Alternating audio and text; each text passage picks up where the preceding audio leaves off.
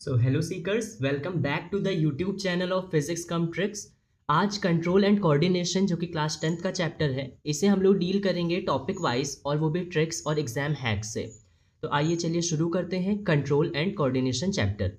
सबसे पहले समझने वाली बात ये है कि यार कंट्रोल और कोऑर्डिनेशन दोनों टर्म अलग अलग होते हैं। To control some organ is known as control, और अगर यही अलग अलग ऑर्गन साथ में मिलकर काम कर रहे होंगे तो उन्हें कोऑर्डिनेशन बोलेंगे। जैसे हम लोगों ने हमेशा से पढ़ रखा है कि जो सेल होगी, सेल सेल मिलकर टिश्यू बनता है और टिश्यू टिश्यू से मिलकर ऑर्गन बनता है, और यही ऑर्गन ऑर्गन मिलकर ऑर्गन के सिस्टम को बना देते हैं। मतलब समझने वाली बात क्या है यहाँ पे कि यही जो हमारे पास सेल था, इसी सेल ने कंबाइन किया और कंबाइन करके ये क्या बन गया, टिश्यू बन गया। यही टिश्यू टिश्यू कंबाइन होकर जिनका फंक्शन सिमिलर हो, कभी कभी स्ट्रक्चर भी सिमिलर हो जाते हैं, उन्होंने क्या बना दिया, ऑर्गन बना दिया। अब ये ऑर्गन अभी कंट्रोल कर रहे हैं किसी स्पेसिफिक चीज़ों को, स्पेसिफिक फंक्शंस को, ठीक है। अब क्या होगा, यही ऑर्गन आपस में साथ साथ मिलकर काम करने लगेंगे तो बोल देंगे कोऑर्डिनेट कर रहे हैं, मतलब आपस में काम कर रहे हैं। अब ये तो हो गई ऑर्गन की बात, लेकिन कभी कभी होता क्या है, इसी ऑर्गन के जगह कुछ हॉर्मोन्स, कुछ केमिकल ऐसे सिक्रीट होते हैं बॉडी में जो काम कर रहे होते हैं इन्हीं ऑर्गन के साथ। मतलब ऑर्गन सिस्टम तो काम करेगा ही, साथ में कुछ और हॉर्मोन्स भी होंगे जो काम करेंगे। ये प्लांट्स में भी होंगे और एनिमल्स में भी होंगे, और इन्हीं को बोल देते हैं कोऑर्डिनेशन। मतलब साथ मिलकर काम करने को क्या बोल दिया गया, कोऑर्डिनेशन। आई थिंक क्लियर होगा। आगे चलते हैं। ये टॉपिक नंबर 1 है, ठीक है। टॉपिक में आप जुड़े रहिएगा, और आपको अगर कोई भी ऐसा टॉपिक चाहिए जो पहले आप चाह रहे हैं कि उसकी वीडियो डाल दी जाए, then let us know in the comment box, we will update that. आते हैं इंट्रोडक्शन थोड़ा सा यार फिर से समझ लेते हैं। जी, जो भी लिविंग ऑर्गेनिज्म है वो सब डिटेक्ट करते हैं चेंजेस अपने एनवायरनमेंट में, और उसी के हिसाब से रिस्पॉन्ड करते हैं। जैसे अगर ठंडी लग रही है तो उसके हिसाब से रिस्पॉन्ड करेंगे, अगर गर्मी लग रही है तो उसके हिसाब से रिस्पॉन्ड करेंगे। जैसे आपने देखा होगा लिजर्ड वगैरह जो डेजर्ट इलाके में होती है वो बरो बनाकर रहते हैं, जो स्नेक होते हैं वो बरो बनाकर रहते हैं, अंदर घुस जाते हैं रेगिस्तान में। क्यों? क्योंकि गर्मी बहुत है, उनको अपने हिसाब से बॉडी को मेंटेन करना पड़ेगा, कुछ ऐसे केमिकल निकालने पड़ेंगे जो उनको उस सख्त गर्मी से बचा सके। I think clear. अब समझो कोऑर्डिनेशन की डेफिनेशन अगर कभी आ जाए तो इतना सा लिख देना सफिशिएंट है भाई। बोलते क्या है, this ability to detect process and respond is called coordination. अब वहाँ पे दिस तो यूज़ नहीं करोगे, तो दिस की जगह ये वाला टर्म यूज़ हो जाएगा कि जो भी चेंजेस आते हैं एनवायरनमेंट में और इसके वजह से जो भी हम रिस्पॉन्ड करते हैं कंट्रोल्ड मैनर में, इसी एबिलिटी को हम क्या बोल रहे होंगे, कोऑर्डिनेशन। मतलब साथ मिलकर काम करना, so that we can cope up with the situation, ताकि बॉडी अच्छे से सर्वाइव कर सके और जो ऑर्गेनिज्म है वो बचा रह सके। आई थिंक क्लियर है। आगे चलते हैं। आगे देखिए क्या लिखा हुआ है यहाँ पे, plants in and animals differ in their coordination. ये अभी हमने कुछ बताया था कि प्लांट में भी कोऑर्डिनेशन हो रहा होगा भाई, और एनिमल्स में भी कोऑर्डिनेशन होगा। लेकिन प्लांट्स और एनिमल्स आपस में डिफर करेंगे कोऑर्डिनेशन में, तो ऐसा कैसे? तो एनिमल्स का तो बड़ा सिंपल है यार। एनिमल्स में सबने पढ़ रखा है, एनिमल के पास होता है नर्वस सिस्टम, मतलब न्यूरॉन वाला सिस्टम, और साथ में एक हार्मोन वाला सिस्टम होता है जिसको बोलते हैं एंडोक्राइन सिस्टम। क्या क्या होगा, एनिमल्स में नर्वस सिस्टम होगा और दूसरा एंडोक्राइन सिस्टम होगा। और नर्वस सिस्टम जनरली क्या लेकर जाएगा, इलेक्ट्रिसिटी वाला इंपल्स लेकर जाएगा। इंपल्स मतलब समझ लो मैसेज, इंपल्स मतलब क्या है यहाँ पे, मैसेज। इंपल्स मतलब हो गया भाई मेरे मैसेज। अब हमारे बॉडी में इलेक्ट्रिसिटी भी जनरेट हो रही है और साथ में केमिकल्स भी सिक्रीट हो रहे हैं। यही इलेक्ट्रिसिटी और यही केमिकल आपस में जाएंगे और आपस में मिलकर कोऑर्डिनेट कर रहे होंगे, किससे, अलग अलग ऑर्गन्स से। तो यहाँ पर नर्वस सिस्टम अपने में देखने को मिलेगा और दूसरा एंडोक्राइन सिस्टम मिलेगा, जिसको हम बोलेंगे हार्मोन निकालने वाला सिस्टम। और नर्वस सिस्टम क्या करेगा, जनरली देखो केमिकल वो भी करता है साइनैप्स पे, लेकिन जनरली क्या सिक्रीट करेगा या कौन सा इंपल्स ट्रांसमिट करेगा, इलेक्ट्रिकल इंपल्स या इलेक्ट्रिकल मैसेज। क्लियर।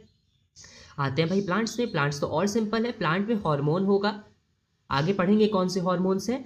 और इसके साथ साथ नर्वस सिस्टम यहाँ पर नहीं होता है। नर्वस सिस्टम भैया नहीं होता है। कभी ऐसा सुना है कि तुमने प्लांट को इसे चुटकी काट ली तो उससे दर्द हुआ तुम्हारे जैसे? नहीं ना। क्यों? क्योंकि उसके पास नर्वस सिस्टम नहीं होता। तो प्लांट हार्मोन से अपने आप को कोऑर्डिनेट करेगा अलग अलग टिश्यूज के साथ, लेकिन उसके पास नर्वस सिस्टम नहीं होता।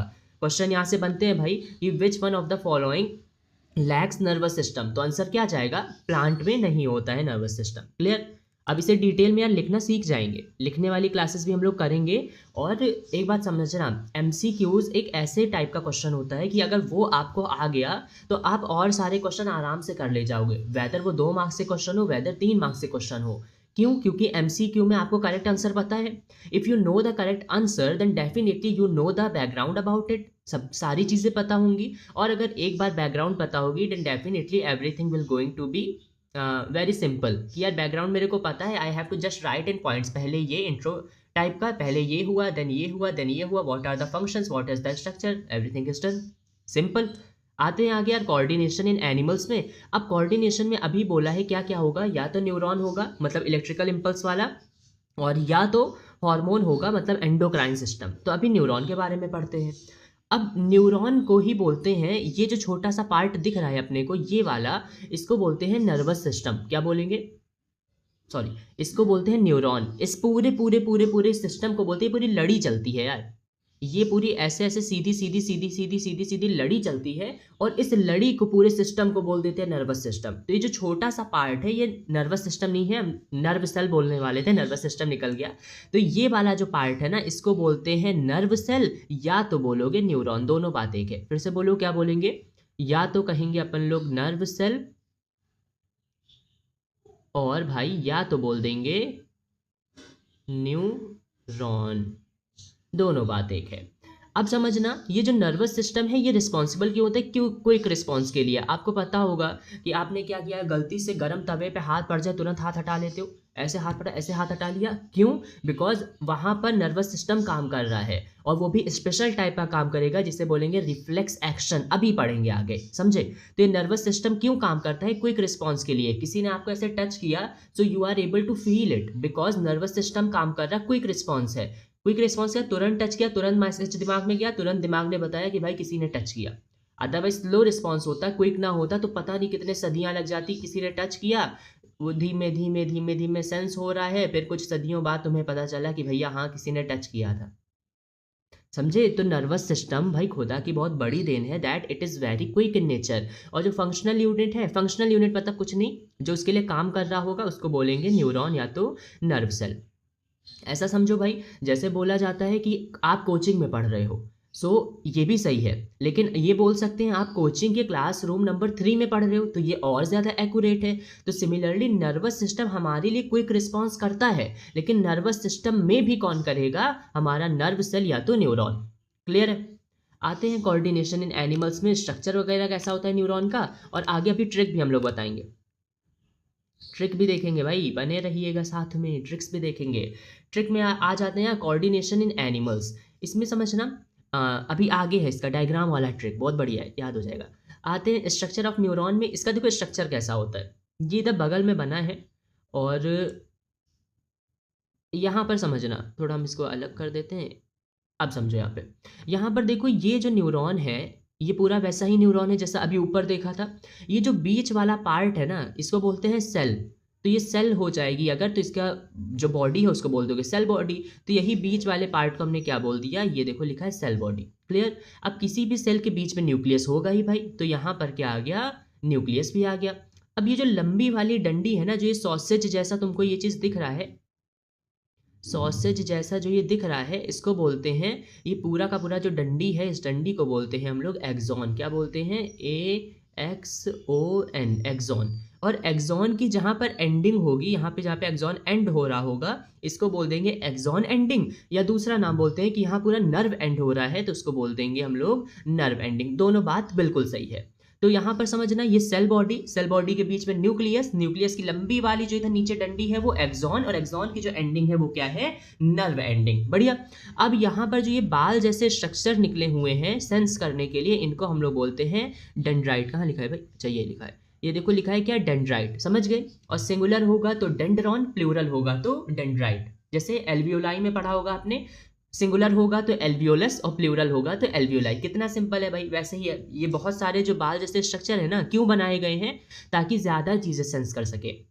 ये ऐसे हाथ में मान लो जुड़े हैं, इनके जो बाल जैसे स्ट्रक्चर है डेंड्राइट है वो इधर जुड़े हुए हैं। होगा क्या, जैसे ही कोई सेंस करेगा, एक भी डेंड्राइट ने अगर सेंस लिया ना, तुरंत वो भेज देगा आगे के तरफ। तो सेंसिंग पार्ट कौन है सबसे पहला? डेंड्राइट। ठीक, अभी देखते हैं आगे ये कैसे काम करता है। अच्छा ये तो रह गया भाई, ये भी आ जाओ कर ले। आते हैं यहाँ वापस, इधर चलो। अब समझो यहाँ स्ट्रक्चर में सबसे पहले डेंड्राइट मिलेगा, ब्रांच जैसा प्रोजेक्शन होगा जो कि रिसीव करेगा इन्फॉर्मेशन। क्वेश्चन क्या बनता है कि रिसीव सबसे पहले इन्फॉर्मेशन कौन करता है न्यूरॉन में, तो सबसे पहला डेंड्राइट करेगा। और कहाँ से करेगा, एनवायरमेंट से कर सकता है, किसी ने टच किया एनवायरमेंट ही है, और अदर न्यूरॉन से, क्योंकि लड़ी होती है ना, एक न्यूरॉन दो न्यूरॉन, तो पहले न्यूरॉन ने तो एनवायरमेंट से लिया, लेकिन दूसरा न्यूरॉन किससे लेगा, पहले वाले न्यूरॉन से। समझ गए। आते हैं एक्सॉन, ये क्या होगा भैया, लॉन्ग फाइबर होगा, बताया अभी, ये कैरी करेगा इम्पल्स को away from the cell body. कितनी सिंपल बात है यार, यहाँ से इम्पल्स आया या मैसेज आया, मैसेज को इसने ट्रांसमिट किया, ट्रांसमिट करने के बाद सेल बॉडी में आया, सेल बॉडी से दूर ले जाने का काम किसका है भैया, एक्सॉन का है। फिर वहां से चला जाएगा नर्व एंडिंग पे, नर्व एंडिंग के बाद फिर दूसरा न्यूरॉन ऐसे शुरू हो रहा होगा और दूसरे न्यूरॉन में सिग्नल चला जाएगा। मतलब एक न्यूरॉन से दूसरे न्यूरॉन, दूसरे से तीसरे, तीसरे से चौथे, ये लड़ी एक पूरी चल रही है न्यूरॉन की, ताकि जो भी सिग्नल है वो इलेक्ट्रिसिटी के फॉर्म में जल्दी से ट्रांसमिट हो सके। क्लियर। आते हैं साइनैप्स पे। साइनैप्स देखो एक जंक्शन है between axon terminal of one neuron and dendrite of another neuron. अब ये बात समझ में नहीं आई होगी, तो ये समझना अगले वाले स्लाइड पे। यहां पर देखो, फिर से हम इनको खिसका देते हैं थोड़ा सा यहाँ पे, ठीक है, ताकि अच्छे से क्लियर हो। अब यहाँ पे समझना, ये देखो एक न्यूरॉन था, यहाँ पर ये दूसरा न्यूरॉन बना है, इसके बीच में यहाँ पर एक गैप होता है, और वो गैप कुछ ऐसा दिखता है। ये देखो यहाँ दिख रहा है, एक न्यूरॉन का ये नर्व एंडिंग या एक्सॉन एंडिंग बोल दोगे, ये वाला पार्ट, और दूसरे न्यूरॉन का ये डेंड्राइट वाला पार्ट। तो ये क्या है भैया, डेंड्राइट है, और ये क्या है अपने पास, नर्व एंडिंग या तो एक्सॉन एंडिंग, दोनों सही है। अब यहाँ पर जो बीच में गैप है, इस गैप को ही बोलते हैं साइनैप्स। क्या बोलेंगे, साइनैप्स। साइनैप्स में पर्टिकुलर कुछ सिग्नल होते हैं जहां पे जनरली केमिकल मौजूद होगा, और उस केमिकल का नाम हम लोग देंगे न्यूरोट्रांसमीटर। क्या नाम देंगे, न्यूरोट्रांसमीटर। फिर से बोलो साथ साथ, न्यूरोट्रांसमीटर। और न्यूरोट्रांसमीटर का अपने कोर्स में एग्जाम्पल है एसिटाइल कोलिन। तो एसिटाइल कोलिन एक ऐसा न्यूरोट्रांसमीटर है या ऐसा केमिकल है जो कि रिलीज कहाँ होता है, साइनैप्स पे। बताओ क्लियर हुआ क्या, एसिटाइल कोलिन। बढ़िया डिटेल में चलेंगे भाई, छूटना कोई भी लाइन नहीं एनसीईआरटी का, because question you know NCERT से ही बनना है, और अगर लाइन ही छोड़ दी तो पढ़ाने का मतलब क्या है। इसीलिए सारी लाइंस कवर कर रहे, सारा डिटेल में कर रहे, कि अगर मतलब कोई भी ऐसा बच्चा हो जिसे थोड़ी सी भी नॉलेज हो ना, और बिल्कुल भी नॉलेज ना हो, तभी भी वो काफ़ी हद तक अच्छे से इसको एनालाइज करके बहुत अच्छा सीख जाएगा भाई, बहुत अच्छा सीख जाएगा। और डेफिनेटली अगर अच्छे से मेहनत कर लिए, you are going to nail 100 out of 100 marks. बहुत इजी होता है, बिकॉज एक स्पेसिफिक बुक है जहाँ से ही आपके लिए आना है। So just focus on the slides. Slide book को ही देखकर बनाई जा रही हैं, सारी चीज़ कवर करते हुए बनाई जा रही हैं, और ट्रिक्स वगैरह भी लाए हैं भाई। डायग्राम से डरते थे, डायग्राम की ट्रिक ले आए, जो चीज़ें याद नहीं होती थी उनकी ट्रिक्स ले आए, और किसी की चाहिए तो कमेंट बॉक्स में बताइए। अब समझो यहाँ पे ये जो बीच वाला गैप है, ये क्या है भैया, साइनैप्स है। साइनैप्स है, ये जो छोटे छोटे छोटे छोटे दिख रहे हैं ना, ये क्या है, केमिकल है, और केमिकल को ही हम लोग बोलेंगे न्यूरोट्रांसमीटर, और न्यूरोट्रांसमीटर का ही नाम है एसिटाइल कोलिन। एसिटाइल कोलिन क्या है, is a type of neurotransmitter that secrets at the junction between two neurons. दो न्यूरॉन जहां मिल रहे होंगे उनके जंक्शन पे मिलेगा, और उसी जंक्शन को बोलेंगे हम लोग साइनैप्स। क्लियर है ना, एक बार फिर से ऊपर वाली डेफिनेशन पढ़ लो, आई थिंक क्लियर हो जाएगा। पढ़ लो। देखो लिखा है synapse junction between axon terminal of one neuron, जहां पर एक कंप्लीट हो रहा है न्यूरॉन, मतलब नर्व एंडिंग या axon terminal of one neuron, and dendrite of another, और दूसरा न्यूरॉन जहां से शुरू होगा उसका dendrite. Impulse is transmitted through chemicals. अब इसके बीच में देखो कैसा इम्पल्स ट्रांसमिट होगा, केमिकल से, या इसे बोल देंगे न्यूरोट्रांसमीटर, या इसी न्यूरोट्रांसमीटर का एक एग्जाम्पल है अपने पास एसिटाइल कोलिन। ठीक। अब एक यार क्वेश्चन तुम्हारे दिमाग में उठना चाहिए, अगर नहीं उठा तो हम उठा देते हैं। यहाँ पर देखो, हमने हमेशा पढ़ा है कि इलेक्ट्रिसिटी नीड्स अ पाथवे, कि वो बीच में ब्रेक ना हो।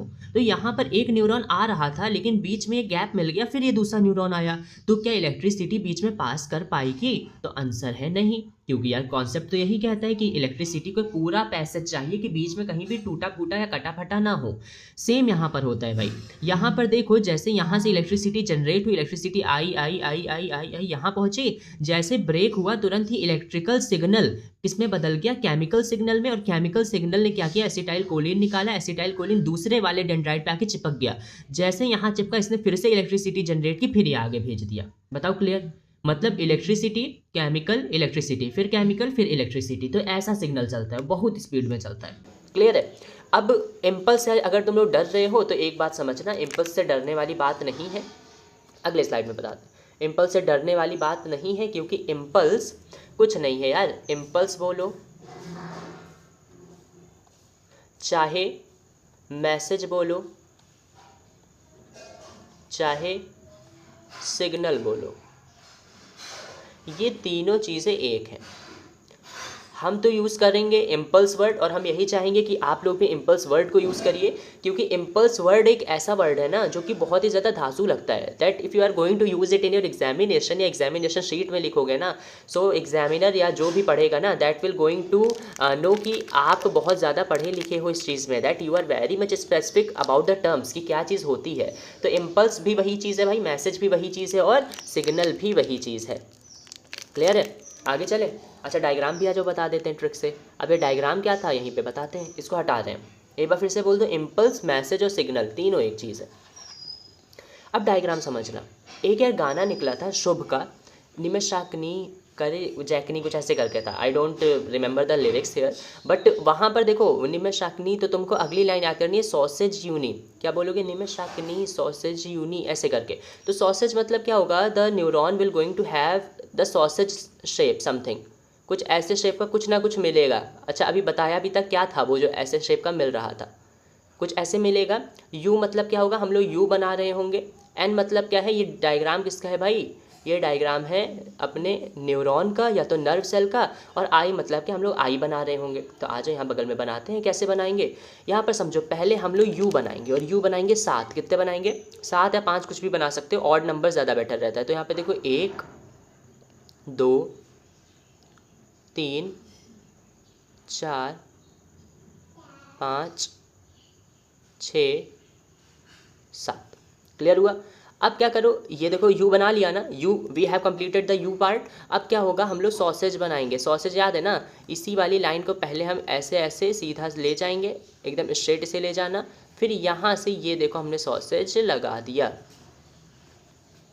यहाँ पर ये वाला पार्ट भी कंप्लीट हो गया। अब देखो जैसे ये वाला पार्ट कंप्लीट हो गया, फिर आई बनाएंगे। आई मतलब क्या था?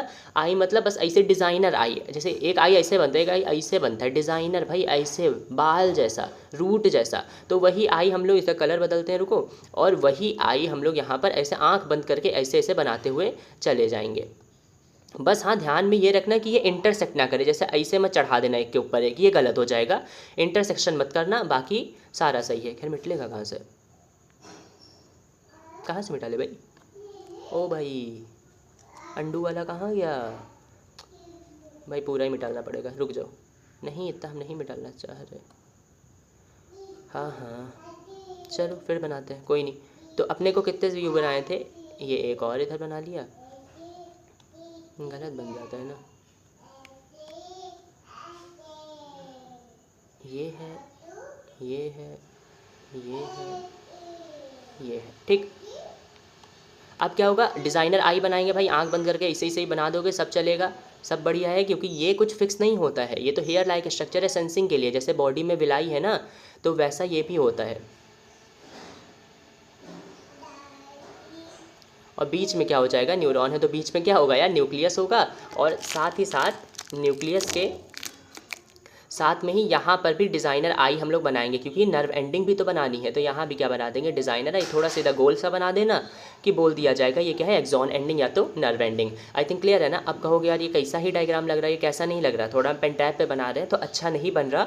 When you are going to make it in the copy, बहुत ही प्यारा डायग्राम बनता है। इसका एक वीडियो पड़ा हुआ है, जब हमने बोर्ड पर बनाया था स्मार्ट पैनल पर, वहाँ पर बढ़िया बना था। क्योंकि वो थोड़ा सा यार यूज टू है ना, अभी पेन टैब से कर रहे हैं, थोड़ा सा चलेगा, है ना? मैनेज करना थोड़ा। अब समझो यहाँ पे यार ये वाला जो पार्ट है पूरा न्यूरॉन, ये जब बनाओगे तो बहुत अच्छा बनेगा। और समझो तुम आंख बंद करके you can make these neuron diagram in seconds. और ऐसी वाली ट्रिक्स के लिए आप सब्सक्राइब कर लीजिए पीसीटी चैनल को।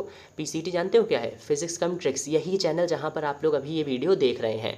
इस वीडियो को भी देखिए, और साथ में जितने भी डायग्राम्स है ना, you are able to get everything and every diagram you are able to make in seconds. बहुत ही बढ़िया तरीके से भाई कंप्लीट हो जाएगा। और अभी न्यूरॉन का डायग्राम बताया है, फिर आगे रिफ्लेक्स आर्क का भी बताएंगे, ब्रेन का भी बताएंगे, और जितने डायग्राम आते हैं ना एग्जाम में सब बता देंगे, हार्ट वार्ट सब बता देंगे, सबकी ट्रिक से बताएंगे। तो यहाँ पर पीसीटी को या सब्सक्राइब कर लेना, लाइक करना मत भूलना, अपने दोस्तों को शेयर भी कर देना।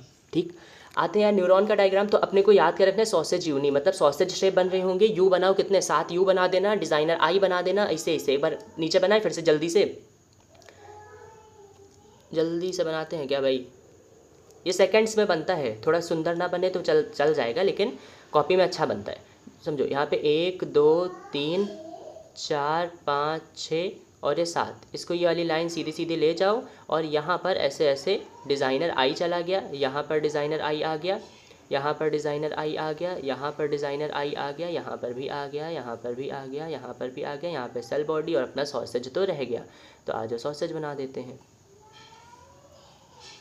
ठीक, फिर क्या, अब मान लो पेज नहीं भरा, बिकॉज ये सुना होगा ना कि एग्जामिनेशन में पेज भरना होता है तब मार्क्स मिलता है, तो ऐसा कुछ नहीं है, you have to write accurate part. लेकिन तभी भी अगर आपको लग रहा है कि आपको पेज भरना है तो कुछ ना करना, ये एक न्यूरॉन ऐसे बनाए ना, मान लो ये पेज इतना खाली आपका ही पेज है, फिर क्या करना, अगला न्यूरॉन यहाँ फिर बना देना, अगला न्यूरॉन फिर यहाँ बना देना, और बीच में ऐसे एरो लगा के बोल देना साइन ऐप्स, फिर लगा के बोल देना साइन ऐप्स, लो क्लियर हो गया, पेज भर गया, सुंदर बना डायग्राम, पेज भर गया। और लेबलिंग में क्या ही है भाई, आँख बंद करके करो, ये है अपना सेल, मतलब सेल बॉडी, बीच का पार्ट न्यूक्लियस, ये हेयर लाइक स्ट्रक्चर या फाइबर्स बोल सकते हो, डेंड्राइट, ये जो अपना पूरा टर्मिनल है ये है अपना एक्सॉन, ये जो एंडिंग है ये है अपनी नर्व एंडिंग। बताओ क्लियर, एनसीईआरटी सिंप्लीफाइड। ठीक, आज इतना ही करेंगे, आपको जैसा भी लगा हो यार कमेंट बॉक्स में ज़रूर बताइएगा, और सब्सक्राइब कर दीजिए चैनल को। आज इतना ही करते हैं।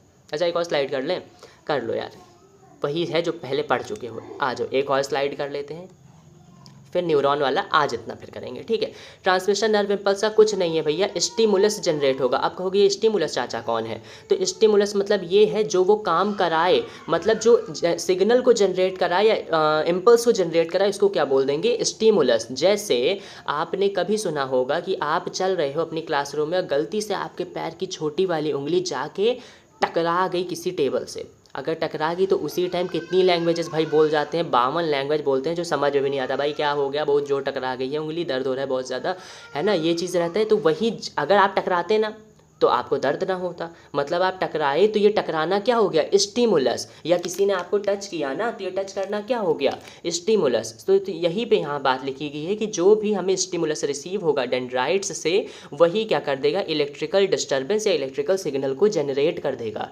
डिस्टर्बेंस टर्म यूज़ होता है क्योंकि वो बहुत ही स्पीड में जा रहा होता है, और पहले नहीं था, बाद में अपने आप आ गया ना, तो डिस्टर्बेंस टर्म यूज़ कर देते हैं। तो स्टिमुलस समझिए क्या है, स्टिमुलस ऐसा एक्सटर्नल फैक्टर है जिसकी वजह से कोई भी सिग्नल जनरेट हो रहा हो, समझे। इसी को दूसरे तरीके से प्लांट्स में हम लोग पढ़ेंगे, फोटोट्रॉपिज्म। जैसे सूरजमुखी देखा है ना, सूरजमुखी क्या होता है, जहाँ जहाँ सूरज वहाँ वहाँ सूरजमुखी का मुँह ऐसे घूमता रहता है। क्यों घूमता है, बिकॉज सन जहाँ जाएगा वो लाइट को डिटेक्ट करता है, और लाइट के वजह से अपना जो मुंह है वो इधर उधर घुमाता है। तो सिमिलरली लाइट वहाँ पर क्या हो गई भाई, स्टिमुलस हो गई। कैसे हो गई, क्योंकि लाइट अगर ना होती तो सूरज घूमता क्या, सूरजमुखी घूमता क्या, सनफ्लावर घूमता क्या, नहीं घूमता। मतलब सन की जो लाइट है वो क्या होगी, वहाँ पर स्टिमुलस हो गई। अब देखो ये ट्रैवल कैसे करेगा, पहला डेंड्राइट उसको सिग्नल को लेगा, ट्रैवल करेगा एक्सॉन के द्वारा, और जो साइनैप्स होगा वहाँ पर इलेक्ट्रिकल सिग्नल ट्रिगर करेगा, किसको, रिलीज ऑफ न्यूरोट्रांसमीटर, मतलब एसिटाइल कोलिन जैसे सिग्नल को निकालेगा ताकि वो केमिकल बन जाए। इसके बाद these crosses the synaptic gap, वही जो बीच का हिस्सा था ना जंक्शन, साइनैप्स को ही बोलते हैं साइनेप्टिक गैप, और स्टार्ट कर देता था इलेक्ट्रिकल इम्पल्स अगले न्यूरॉन में। ये तो पढ़ ही चुके हो, कौन सी नई बात है। जैसा भी वीडियो लगा हो यार कमेंट सेशन में ज़रूर बताना। आज इतना ही करेंगे, दैट्स ऑल फॉर टुडे। और लाइक कर देना, सब्सक्राइब कर देना, अपने दोस्तों को शेयर भी कर देना।